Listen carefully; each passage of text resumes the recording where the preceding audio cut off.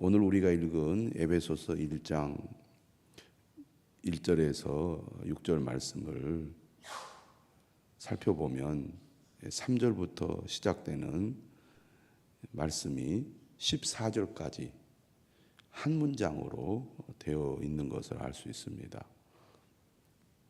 물론 우리 번역은 문장이 끊어져 있지만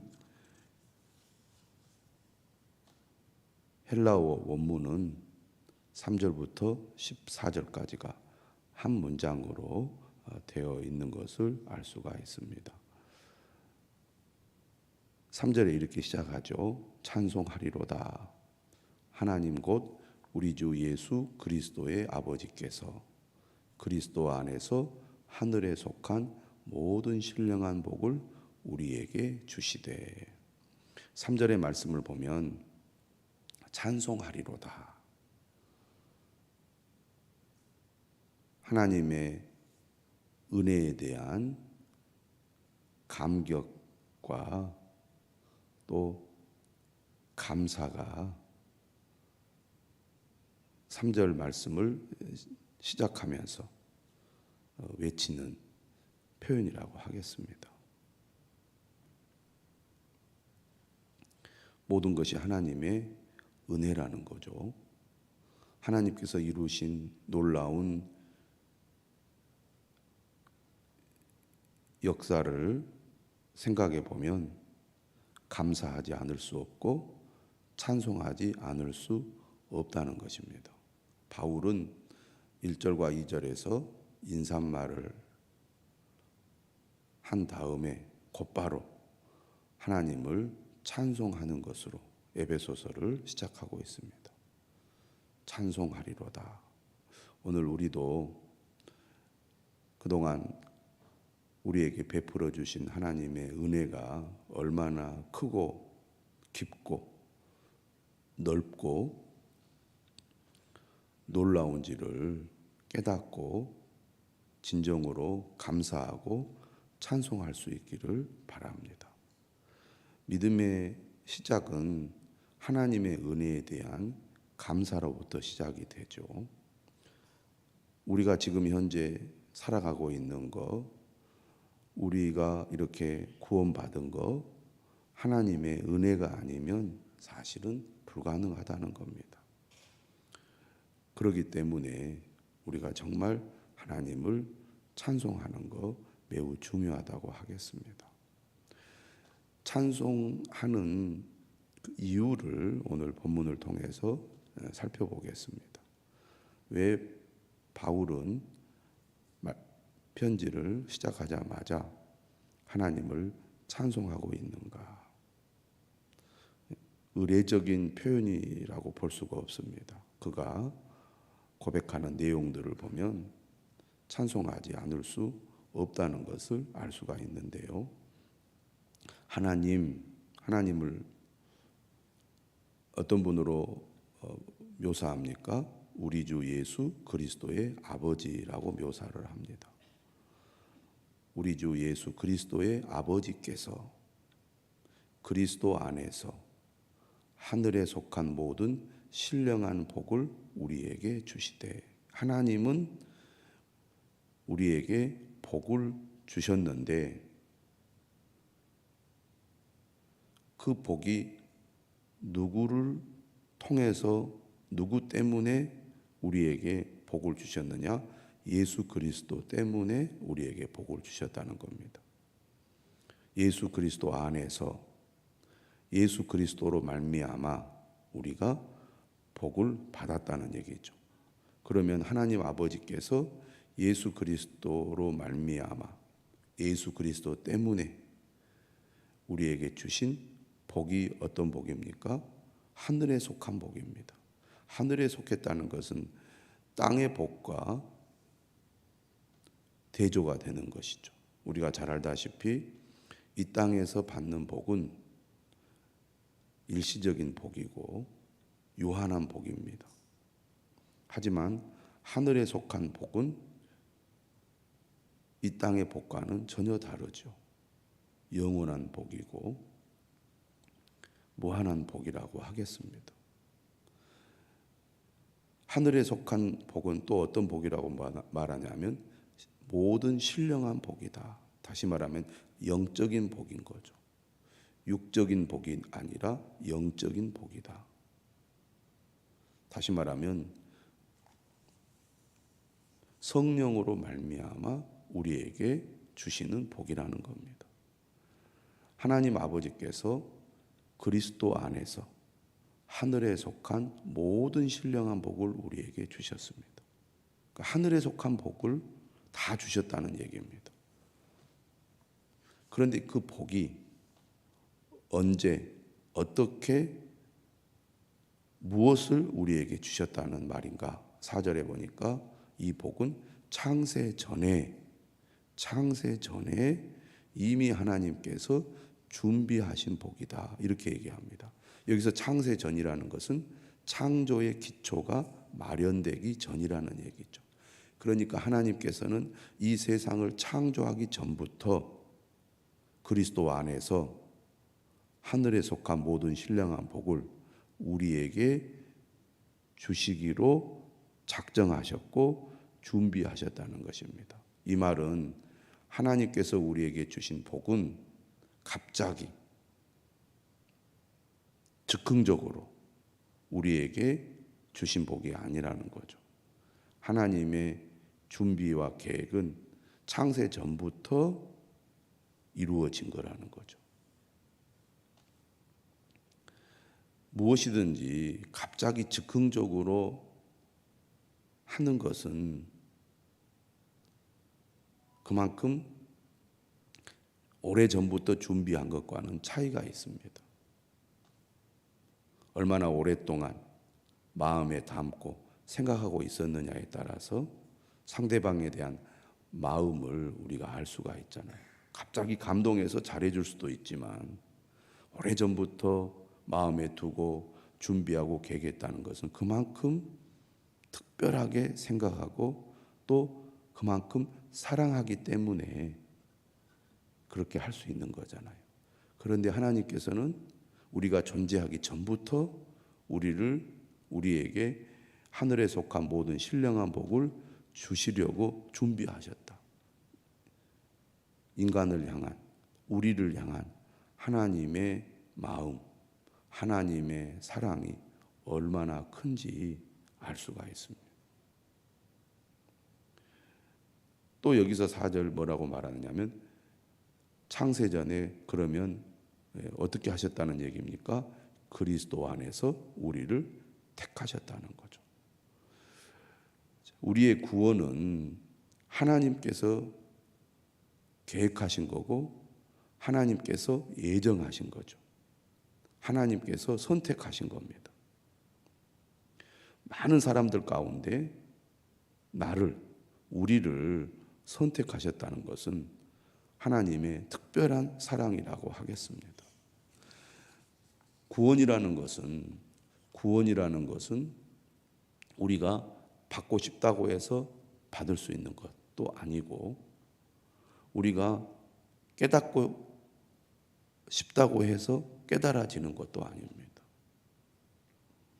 믿는다는 것은 이처럼 하나님의 은혜가 아니면 불가능한 것입니다. 우리의 지혜, 우리의 능력으로 이해할 수 없는, 깨달을 수 없는 것이 하나님의 말씀이고 복음입니다. 오늘 우리가 사는 우리 삶의 현실 가운데서 우리는 경험하고 있는 겁니다. 왜 사람들이 다 하나님을 믿지 않을까요? 왜 사람들이 다 예수 그리스도를 주로 믿고 따르지 않을까요? 하나님의 선택이 아니면 불가능하다는 겁니다. 우리가 하나님의 말씀을 이해하고 믿고 하나님의 말씀을 우리가 받아들여서 그 말씀을 따른다는 것은 하나님께서 그리스도 안에서 우리를 택하셨기 때문에 가능한 겁니다. 이 모든 것은 하나님께서 우리를 사랑하시기 때문이라는 거죠. 그래서 우리로 사랑 안에서 라는 표현을 사용하고 있고요. 그 다음에 뭐라고 얘기하냐면 그 앞에 거룩하고 흠이 없게 하시려고. 하나님께서 창세전에 그리스도 안에서 우리를 택하신 것은 그 목적이 있다는 겁니다. 목적. 그것은 뭐냐면 하나님 앞에 거룩하고 흠이 없게 하려고 우리를 택하셨다는 거죠. 하나님께서 우리를 불러서 예수 믿고 구원받게 한 것은 단순히 죄로부터 우리를 구원하시려고만 우리를 구원하신 것이 아니라 하나님 앞에 거룩하고 흠이 없게 하려고 우리를 택하셨다는 얘기입니다. 이 모든 것들은 5절에 이렇게 말하죠. 그 기쁘신 뜻대로 우리를 예정하신 것이다. 하나님께서는 마지못해 우리를 선택하고 우리를 구원하신 것이 아니라 미리 다 정하고 결정하신 것이 아니라 하나님께서 기쁜 마음으로 그렇게 하고자 하셔서 하셨다는 겁니다. 그러니까 우리는 아무 생각도 없고 아무 계획도 없고 아무 뜻도 없는데, 또 다르게 말하면 우리는 하나님의 구원을 받을 만한 자격도 없고 준비도 되어 있지 않은데 하나님께서 우리를 택하셨다는 거예요. 왜? 우리를 사랑하시기 때문에. 그래서 그러기 때문에 하나님은 기쁜 마음으로 우리를 예정하셨다는 거죠. 이것이 하나님의 은혜라는 겁니다. 일방적인 거죠. 왜 많은 사람들 가운데 하나님께서 우리를 구원해 주셨을까? 하나님의 사랑이 아니면 설명이 되지 않습니다. 우리는 여전히 어리석고 미련하고 고집이 세고 변덕스럽고 이랬다 저랬다. 뭔가 조금만 마음에 들지 않으면 금방 돌아서서 마치 이스라엘 백성들처럼 하나님을 원망하고 또 하나님을 거역하고 하나님의 마음을 아프게 할 때가 얼마나 많습니까? 열심히 잘 믿는다고 하다가도 믿음 없는 사람처럼 행동할 때가 얼마나 많은지 모릅니다. 우리 자신들을 돌아보면 잘 알 수 있습니다. 신앙생활을 오래 하다 보면 실망이 될 때가 많죠. 스스로에 대해서 내가 이렇게 믿음 없는 사람인가?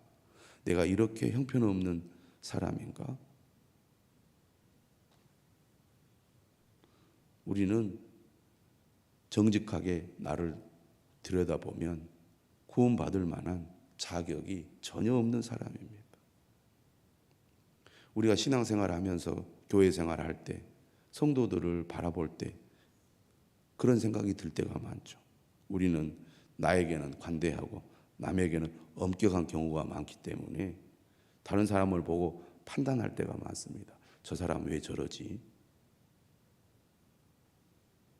그런데 나는 더 그렇다고 말해요.